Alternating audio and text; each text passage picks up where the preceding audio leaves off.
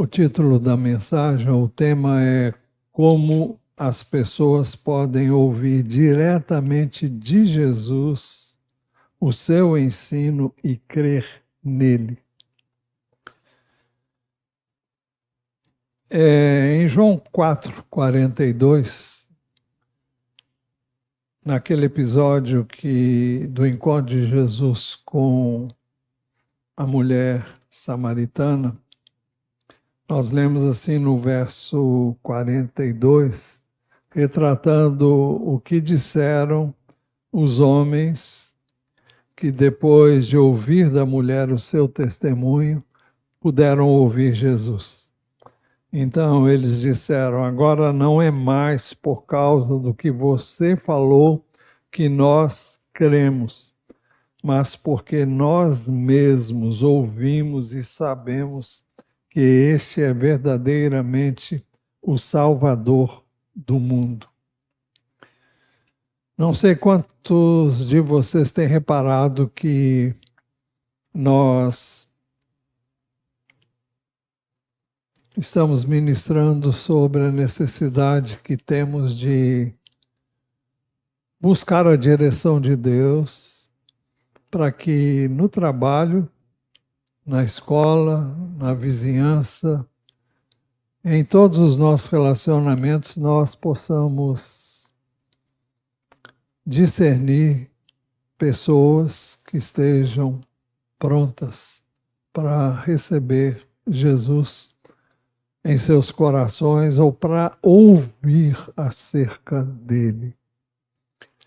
E vamos insistir e continuar insistindo nisso, porque é essencial que nós assim procedamos para que nós não sejamos egoístas, vivendo só para nós aquilo que nós recebemos e aquilo no qual nós nos regozijamos, que é o próprio Senhor Jesus, e com Ele o Pai, e com Ele o seu Espírito,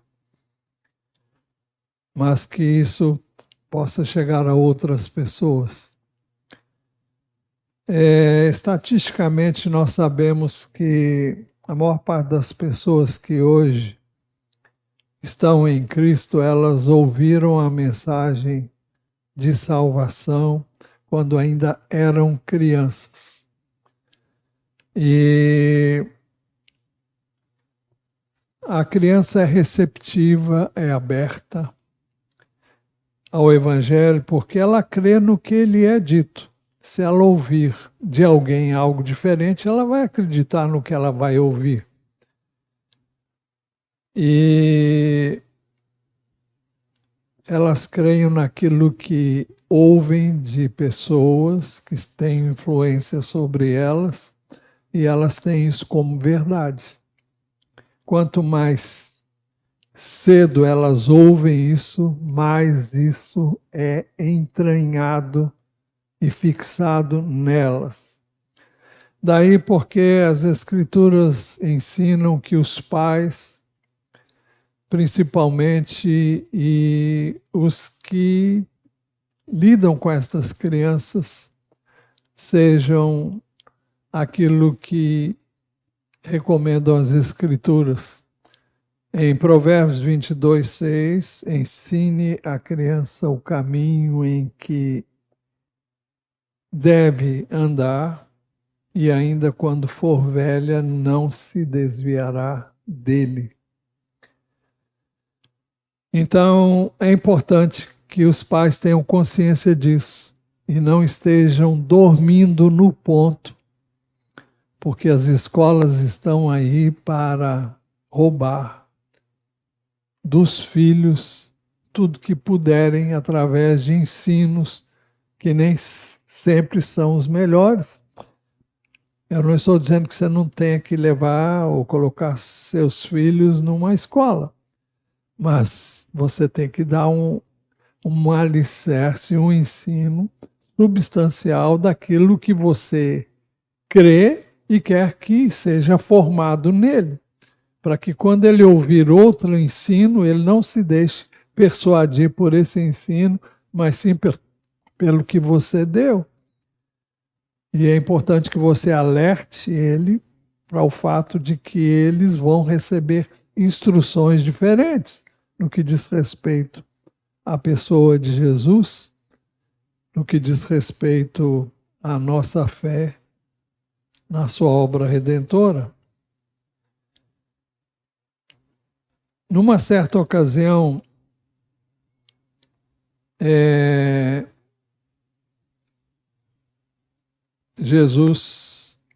trouxeram algumas crianças para Jesus e para que ele lhes impusesse as mãos e orasse. Mas os discípulos os repreendiam. Então Jesus disse: deixem os pequeninos e não os impeçam de vir a mim, porque dos tais é o reino dos céus. Em outra ocasião também, registrada em Marcos 14, 15, 10, 14 e 15, quando Jesus viu que os discípulos estavam fazendo isso, ele indignou-se e disse-lhes: deixem que os pequeninos venham a mim, não os impeçam, porque dos tais é o reino de Deus. E ele acrescentou: em verdade lhes digo, quem não receber o reino de Deus como uma criança, de maneira alguma entrará nela. O que significa isso? A criança crê no que você diz. E para você crer em Jesus, você tem que crer independente de raciocínios lógicos. A criança não raciocina, você diz que é e ela crê que é. E a menos que eu creia na palavra de Deus como sendo palavra de Deus, eu não posso entrar no reino de Deus. Eu não tenho que discutir, eu não tenho que racionalizar, é crer. E quando você crê, você então experimenta a realidade e a verdade dessa palavra. Mas você não tem que experimentar essa realidade para depois crer, você tem que crer para experimentar essa realidade.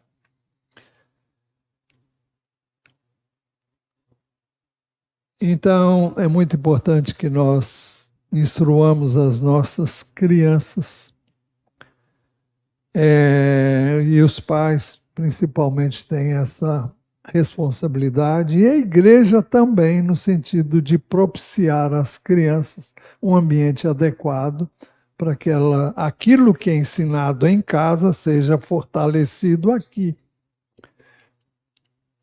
Então, nós temos que investir e temos que nos dispor a servir nesse serviço aos filhos, e os pais deviam ser os primeiros a se oferecer para servir na área da infantil, mas também outros que se sentirem movidos devem fazê-lo. Não obstante, eu e você temos a responsabilidade de levar o Evangelho a todos, particularmente as pessoas que nos cercam. Eu poderia começar a mensagem daqui, essa introdução, você vai perguntar, o que tem a introdução a ver? Bom, foi o que Deus me deu, e por isso eu trouxe com relação às crianças. Talvez precisássemos, como eu creio, precisamos ouvir isso. Então, não obstante eu e você termos a responsabilidade, não obstante o que eu acabei de falar sobre as crianças, eu e você temos a responsabilidade de levar o Evangelho a todos, particularmente as pessoas que nos cercam. E em 1 Timóteo capítulo 2, versos 2 a 6, nós lemos assim: orem em favor dos reis e de todos que exercem autoridade, para que vivamos vida mansa, a TB diz sossegada e tranquila, com toda piedade e respeito. Se nós queremos ter esse tipo de vida no nosso país, nós devemos orar pelas autoridades. porque isso é bom e aceitável diante de Deus, nosso Salvador, que deseja que todos sejam salvos e cheguem ao pleno conhecimento da verdade. Porque há um só Deus e um só mediador entre Deus e a humanidade, Cristo Jesus, homem. Ele é o mediador, porque ele veio na forma humana para fazer essa ligação do ser humano com Deus. Então, porque há um só Deus e um só mediador entre Deus e a humanidade, o original diz o homem, Cristo Jesus, homem, que deu a si mesmo em resgate por todos, testemunho que se deve dar em tempos oportunos. Vimos não muito tempo antes desse dia que Jesus se revelou como Messias a uma mulher que nunca havia visto nem ouvido Jesus. Não o conhecia. Não obstante, ele se aproximou dessa mulher, era uma mulher carente de tudo que a gente possa pensar ou imaginar, porque a história de vida dela, pelo que Jesus falou dela, mostra isso. E Jesus quis redimir essa vida, se aproximou dela e falou com a mulher. E a mulher creu porque Jesus fez sinais que deram credibilidade àquilo que ele falava.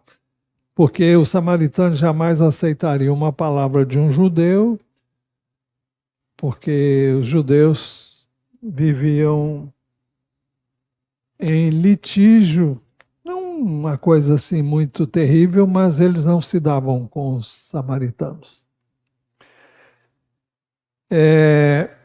Jesus também, depois de falar aquilo que a mulher precisava ouvir inicialmente, essa mulher saiu e falou com muita gente sobre o que ela tinha ouvido. Jesus também, enquanto essa mulher saiu, ele viu que naquela cidade havia muitas pessoas prontas para ouvir e crer no Evangelho. Ele disse, João 4,35, vocês não dizem que ainda faltam 4 meses até a colheita? Eu, porém, lhes digo, levantem os olhos e vejam os campos, pois estão maduros para a colheita. Naquela cidade, muitos adultos creram por causa do testemunho da mulher. Versículo 39 do capítulo 4 de João. Muitos samaritanos daquela cidade creram em Jesus por causa do testemunho da mulher, que tinha dito, ele me disse tudo que eu já fiz. Muitos outros creram porque ouviram a palavra diretamente, o ensino de Jesus de forma direta. Muitos versículos 41 e 42 dizem assim, muitos outros creram nele por causa da palavra de Jesus. E diziam à mulher, agora não é mais por causa do que você falou que nós cremos, mas porque nós mesmos ouvimos e sabemos que este é verdadeiramente o Salvador do mundo. Como então as pessoas poderão crer hoje em Jesus? Primeiro, por causa do testemunho de quem conheceu Jesus e o que foi o caso dessa mulher que conheceu Jesus e ficou maravilhada com o que ela ouviu dele e ela se pôs a compartilhar com muitas pessoas o que ela tinha ouvido. E o texto diz no verso 49, muitos samaritanos daquela cidade creram em Jesus por causa do testemunho da mulher que tinha dito, ele me disse tudo que eu já fiz. Ela viu nele um profeta e Jesus se revelou a ela como o Messias. Mas depois, porque os homens de Samaria ouviram diretamente de Jesus o seu ensino e creram que ele era realmente o Salvador do mundo, eles ouviram depois de Jesus, ouviram o testemunho da mulher, creram, foram lá verificar, ouviram diretamente de Jesus e o texto diz, que eu acabei de ler há pouco, muitos outros creram nele por causa da palavra de Jesus. E diziam à mulher, agora não é mais por causa do que você falou que nós cremos, mas porque nós mesmos ouvimos e sabemos que este é verdadeiramente o Salvador do mundo. Numa outra ocasião, os líderes religiosos mandaram os guardas prender a Jesus, e eles voltaram sem prender a Jesus. E perguntaram por que eles não tinham feito isso. Eles disseram, olha, nós nunca ouvimos ninguém falar como ele fala. Então eles voltaram impressionados quando ouviram Jesus. É claro que os religiosos ouviam e não estavam nem aí. Já tinham sua mente cauterizada pelo que eles criam e ensinavam, e não pelo que Jesus dizia ser a verdade. Mas como pessoas, as pessoas podem ouvir diretamente de Jesus o seu ensino e crer nele se ele não está presente de forma visível entre nós? Primeiro, se nós, seus discípulos, amarmos uns aos outros como Jesus amou, como Jesus nos amou. João 13, 35, 35, eu lhes dou um novo mandamento, que vocês amem uns aos outros, assim como eu os amei. Como foi que Jesus amou os seus discípulos? Porque eles eram gente fina, que não erra, que não comete gafes e impecáveis, não. Eles pisaram na bola o tempo todo. E no final, quando Jesus foi preso, então cada um tomou o seu rumo. Pedro negou Jesus e Judas o traiu. Mas Jesus disse, como eu os amei. Vocês observaram que quando Jesus foi entregue aos que o prenderam para levá-lo à cruz, Judas se aproximou. Como é que ele chamou Judas? De amigo.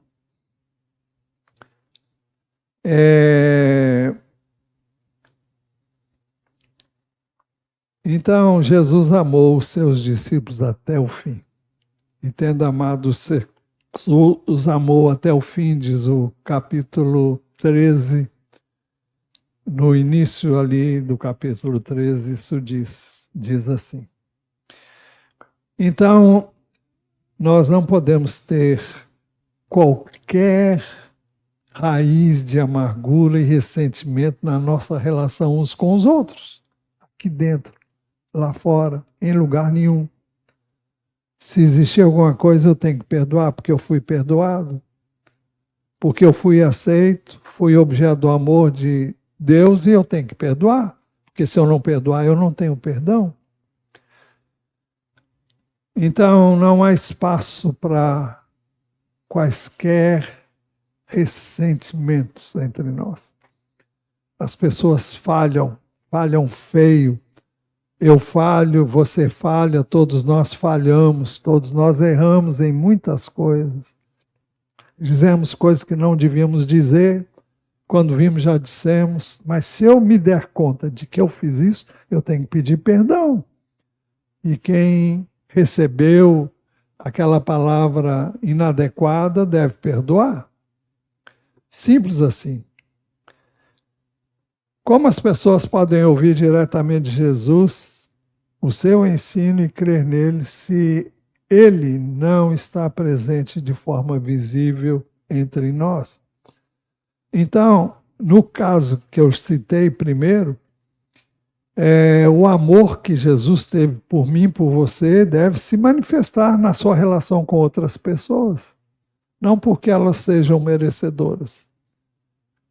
Você não pode ter outro sentimento em relação a quem quer que seja, porque você foi objeto desse amor. E se você verificar o seu passado, eu posso dizer do meu, quantos erros. Não obstante, o seu amor permanece inalterado. Segundo, João 8, 31 e 32. Então Jesus disse aos judeus que haviam crido nele: se permanecerem na minha palavra, são verdadeiramente meus discípulos. Conhecerão a verdade e a verdade os libertará. Então,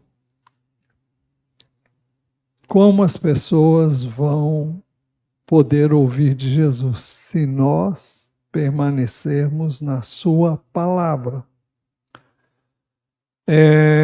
Como é que nós vamos permanecer na palavra de Jesus? Se estivermos lendo essa palavra, ouvindo, estudando, meditando nessa palavra, eu não posso viver algo que eu não conheço. E é conhecer para viver, não é conhecer para... Eu creio que vocês estão cansados de ouvir a palavra de Deus. Mas que mudança ouvir essa palavra tem a ver com a maneira como eu e você vivemos. Eu busco viver essa palavra, permanecer na palavra, permanecer de acordo com essa palavra. E se falhar, peça perdão.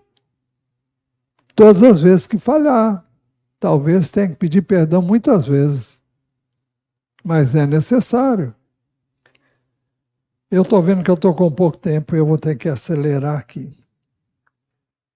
Como as pessoas podem ouvir diretamente de Jesus o seu ensino e crer nele, se ele não está presente de forma visível entre nós? Em terceiro lugar, se nós, seus discípulos, permanecermos em Jesus e ele permanecerá em nós. Em João 15, 4, ele disse assim: permaneçam em mim e eu permanecerei em vocês. Como o ramo não pode produzir fruto de si mesmo se não permanecer na videira, assim vocês não podem dar fruto se não permanecerem em mim. O que é permanecer nele? Olha, um ramo tem que permanecer na videira para dar fruto. O ramo não pode sair da videira para viver a sua vida independente da videira. Você não pode ter vida própria, você não pode ter uma vida independente. Se você escolher isso, significa morte. Se o ramo sai da videira, ele morre. E Jesus diz que ele seca e ele é lançado no fogo. Então, se você escolher viver uma vida independente, fazer o que você quer, a hora que você quer, do jeito que você quer, como você quer, então você está fadado a morrer. Morrer, separar-se da videira, que é Jesus. Isso não significa perder a salvação, mas se você... Eu digo que você perde porque você nunca teve. E quem tem, não perde. Se você está na videira, você deve permanecer nele. Então, o que desde cedo aqui, hoje, nós temos buscado mostrar, desde a escola bíblica dominical, é que estar ligado a Jesus é algo muito mais sério do que pode parecer inicialmente. Não é simplesmente frequentar um culto, não é simplesmente cumprir ritos religiosos, é vida com Jesus, é vínculo com Ele, é vida em comum com Jesus, como a vida de casados. Você vive com a pessoa, você dorme com a pessoa, você levanta com a pessoa, você anda com a pessoa. Então é algo constante. Não há como você ter vida própria. Se você tem vida própria, independente dele, você não permanece nele. Logo, ele não permanece em você. Continuamos. Como as pessoas podem ouvir diretamente Jesus e o seu ensino e crer nele, se ele não está presente de forma visível entre nós? Em quarto lugar, se nós, seus discípulos, seguirmos de fato a Jesus. Ele disse em João 10, 27, as minhas ovelhas ouvem a minha voz, eu as conheço e elas me seguem. O que é seguir Jesus? Seguir a Jesus significa que você vai atrás de alguém que vai na frente e onde ele pisa, você também pisa nas pisadas dele e assim você vai acompanhando ele aonde ele for. Isso não significa o que eu estou falando de forma literal, mas significa que você anda como ele andou e busca viver como ele viveu aqui como homem, por isso que ele veio como homem. Se ele veio como muitas pessoas ensinam, como Deus, então ele não serve de modelo para mim, porque eu sou homem. Mas ele se fez carne, participou das nossas angústias, das nossas dores. Ele foi tentado à semelhança de cada um de nós. Então, ele sabe. E seguir a Jesus é seguir, buscar viver como ele viveu. Eu sei que é um desafio muito grande para você, para mim nem se fala. O que eu estou querendo dizer é que eu não sou diferente de você. Então, viver o que eu estou pregando aqui é um desafio diário na minha vida. E por incrível que pareça, nunca estive tão consciente disso do que eu estou agora. Você vai dizer, como? É porque Deus vai trabalhando na vida da gente. Eu fico impressionado como é que uma pessoa da minha idade pode aprender coisas e todo dia eu estou aprendendo. Estou crescendo no conhecimento dele e sei que ainda não sei tudo que preciso saber. Mas eu sei mesmo que o que Deus pede de mim é uma vida de morte para mim mesmo, todo dia, toda hora, em todas as circunstâncias. Não é de vez em quando, é o tempo todo. Eu não sei de você, eu sou assediado o tempo todo. O inimigo não para de tentar-me em tudo que vocês possam imaginar. A carne grita para fazer a minha vontade, ter o tempo que eu quero, fazer do jeito que eu quero, ir aonde eu quero. Mas eu sei que as coisas não funcionam assim para eu andar com ele. Você vai dizer, você é pastor. Sim, e você é ovelha, como eu sou ovelha. O pastor é ele, não sou eu não. Eu sou um instrumento dele para ministrar para vocês. Mas o pastor é ele. É ele que deu a vida dele por mim e por você. Eu sou tão ovelha quanto você. Eu estou numa posição que ele me colocou. Mas eu não sou diferente de você. E o que eu vivo, todos os dias eu creio que você vive e cabe a você tomar a decisão que você sabe tem que tomar se você está familiarizado com a palavra dele. Se você está em comunhão com ele, ele vai se revelar a você. E aí a vida dele pode se manifestar através de você. E quando mais se manifestar, você vai ver que, olha, não tem nada comigo. Não fui eu não saberia fazer isso dessa maneira. Porque é ele que está fazendo. E você sabe que é ele. Então não há espaço para você ter glória pessoal nenhum. Aliás, isso é algo que eu corro hoje a léguas. Não quero, nunca quis e não quero hoje mais do que nunca.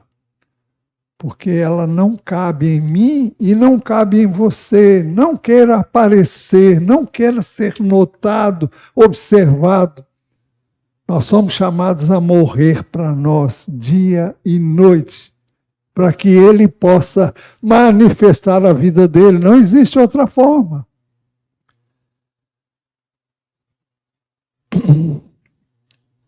Como as pessoas podem ouvir diretamente de Jesus o seu ensino e crer nele, se ele não está presente de forma visível entre nós? Em quinto lugar, se nós, seus discípulos, quisermos andar com ele, negarmos-nos a nós mesmos e tomarmos a nossa cruz dia após dia. É o que eu acabei de falar, né? Jesus dizia a todos, se alguém quer vir após mim, negue-se a si mesmo, dia a dia tome a sua cruz e siga-me. Pois quem quiser salvar a sua vida, a perderá, e quem perder a vida por minha causa, esse a salvará. Essa salvação aqui é no sentido, você pode viver a sua vida. Mas você, no final, vai chegar à conclusão, não vivi. Porque você viveu a sua vida. E a vida que realmente preenche, enche, satisfaz, é a dele em nós. E não a minha. Então eu tenho que sair do caminho, porque aí ele enche. Aí ele se manifesta. Ele não tem espaço para ocupar um espaço ocupado. Então, a menos que eu saia do caminho, então que eu morra para mim mesmo, então não tem como ele agir. Gente, eu tinha tanta coisa para dizer e o tempo já acabou praticamente. Eu vou pular aqui algumas coisas. Como as pessoas podem ouvir diretamente de Jesus o seu ensino e crer nele, se ele não está presente de forma visível entre nós? Em sexto lugar, se nós, seus discípulos, seguirmos Jesus e não andarmos nas trevas, teremos então a luz da vida. De novo, Jesus lhes falou, dizendo, eu sou a luz do mundo. Quem me segue não andará nas trevas, pelo contrário, terá a luz da vida. Essa luz não é minha, é dele. É ele em mim, não sou eu, é ele. E significa que eu não posso andar nas trevas, fazer o que é característica das trevas. E nós vivemos num mundo em que as trevas insistem em entrar na nossa vida. E João, o apóstolo, escreveu o que ouvimos dele, transmitimos a vocês, que Deus é luz e nele não há treva alguma. Se dissermos que andamos na luz, e se dissermos que praticamos...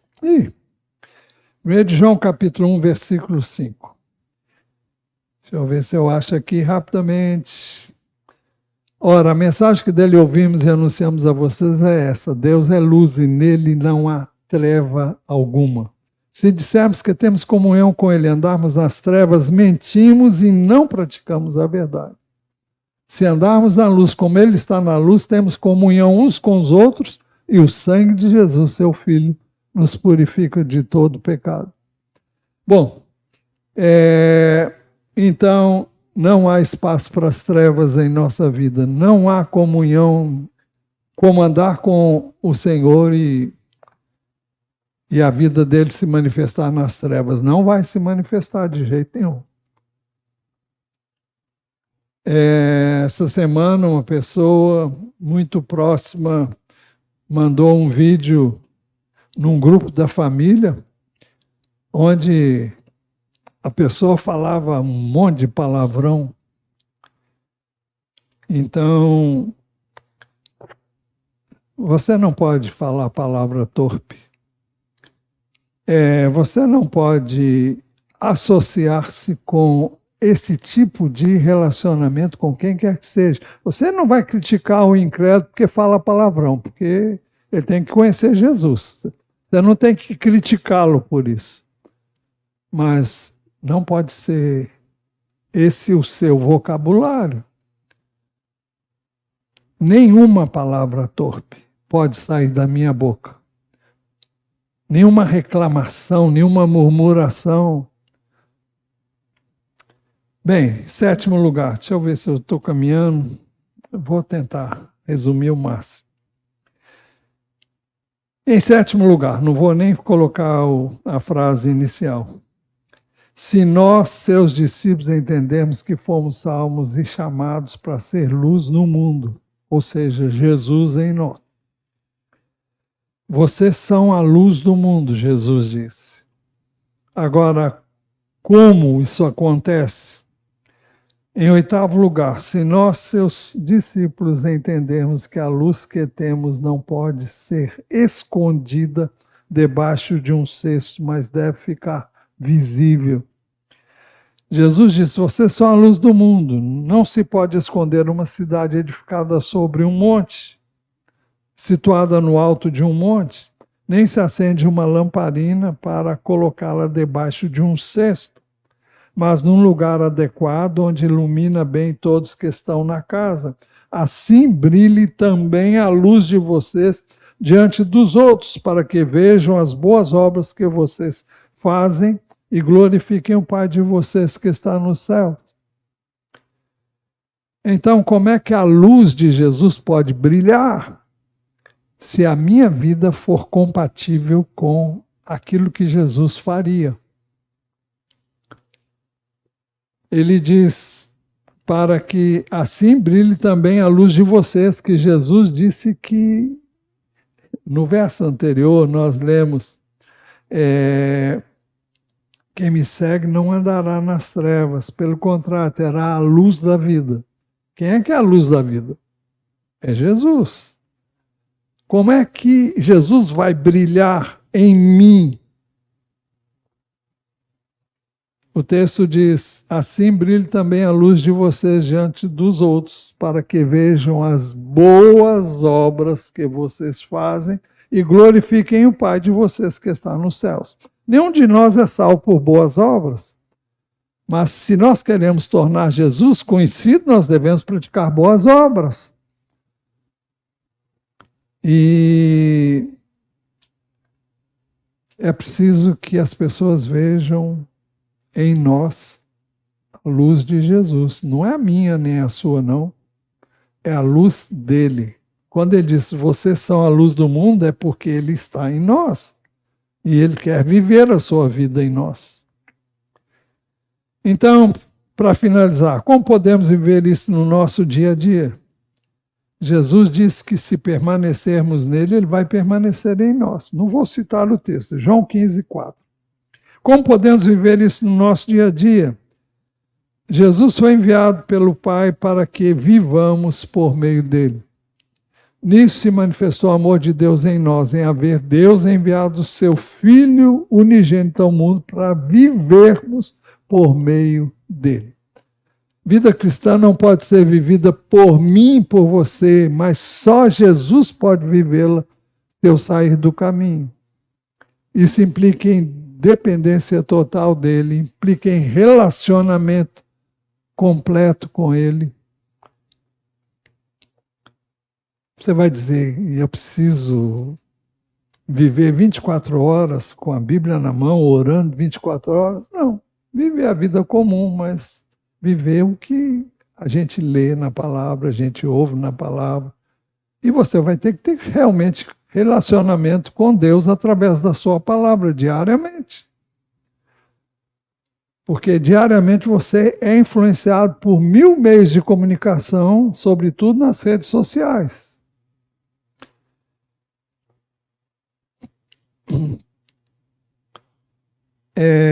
Finalmente, nós somos chamados a viver em Jesus como nós o recebemos. Como é que nós recebemos Jesus? Pela fé. Portanto, assim como vocês receberam Cristo Jesus, o Senhor, continuem a viver nele. Viver nele. Estando enraizados e edificados nele, e confirmados na fé, como foi ensinado a vocês, crescendo em ações de graças. Está em Colossenses 2, versos 6 e 7. Eu recebo Jesus pela fé, eu creio, quando eu creio, eu estou exercendo fé. Fé no que diz a palavra, eu creio, eu recebo. Então, recebemos Jesus pela fé quando cremos nele. Então, nós o recebemos pela fé. E assim a vida cristã tem que ser vivida pela fé. Eu tenho que crer no que a palavra de Deus diz. E para isso você tem que estar familiarizado com a palavra dele. Agora a conclusão. O apóstolo João disse em poucas palavras o que significa ser discípulo de Jesus. 1 de João 2, 5b e 6. Nisso sabemos que estamos nele. Quem diz que permanece nele, esse deve também andar assim como ele andou. Não existe atalhos. Quem diz que permanece nele, deve andar assim como ele andou.